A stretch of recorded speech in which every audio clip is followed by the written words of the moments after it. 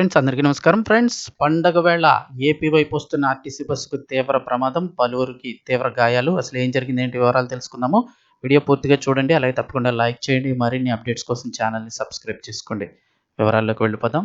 పండగ వేళ ప్రయాణికులతో వెళ్తున్న ఆర్టీసీ బస్సు జాతీయ రహదారిపై అర్ధరాత్రి ప్రమాదానికి గురైంది. కొల్హాపూర్ డిపోకు చెందినటువంటి ఆర్టీసీ బస్సు హైదరాబాద్ నుంచి కర్నూలు వస్తూ ఉండగా, కర్నూలు వెళ్తుండగా అనుకోండి, మహబూబ్ నగర్ జిల్లా జడ్చర్ల మండలం మాచారం సమీపంలోని 44వ జాతీయ రహదారిపై ముందుగా వెళ్తున్నటువంటి డీసీఎం లారీ ఏదైతే ఉందో అది అకస్మాత్తుగా బ్రేక్ వేశారని చెప్తున్నారు. ఆ బ్రేక్ వేయడంతో బస్సు వెనక నుంచి లారీని బలంగా ఢీకొట్టింది. ఈ ప్రమాదంలో బస్సు ముందు భాగం పూర్తిగా ధ్వంసమై డ్రైవర్ స్టీరింగ్లో ఇరుక్కుపోయారు. అలాగే బస్సులో ఉన్న 27 మంది పైగా ప్రయాణికులు అయితే గాయపడ్డారని చెప్తున్నారు. బస్సులో మొత్తం 53 మంది ప్రయాణికులు ఉన్నారని తెలిపారు. ఈ మేరకు సమాచారం అందుకున్న పోలీసులు వెంటనే ఘటనా స్థలానికి చేరుకొని క్షతగాత్రులందరినీ కూడా అంబులెన్సుల ద్వారా ఆ జిల్లా ఆసుపత్రికి తరలించారు. విషయం తెలుసుకున్న జిల్లా అడిషనల్ ఎస్పీ ఎన్బి రత్నం సంఘటనా స్థలాన్ని పరిశీలించారు.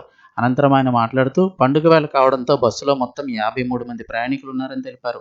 ప్రమాదంలో గాయపడిన వారందరూ కూడా జిల్లా ఆసుపత్రిలో చికిత్స పొందుతున్నారని, ప్రస్తుతానికైతే ఎవరికీ ప్రాణాపాయం లేదన్నారు. అంటే ఈరోజు ఉదయం వచ్చిన న్యూస్ ప్రకారం చూస్తే ఆల్మోస్ట్‌గా చాలామంది తీవ్రంగా గాయాలయ్యాయి. అందులో 10 మంది పరిస్థితి కొంచెం బాగా తీవ్ర గాయాలయ్యాయి. వారందరినీ కూడా చికిత్స నిమిత్తం హైదరాబాద్‌లోని ఆసుపత్రికి తరలించారని చెప్పారు. అయితే అదృష్టవశాత్తు ప్రస్తుతం ఎవరికీ కూడా ప్రాణాపాయం లేదని చెప్తున్నారు. ప్రమాదానికి గురైనటువంటి బస్సు డ్రైవర్ అజాగ్రత్తతో పాటు అతివేగమే కారణమని అయితే స్పష్టం చేస్తున్నారు. ఇదిలా ఉండగా ప్రమాదానికి సంబంధించిన దృశ్యాలు కూడా సీసీ కెమెరాల్లో రికార్డయ్యాయి.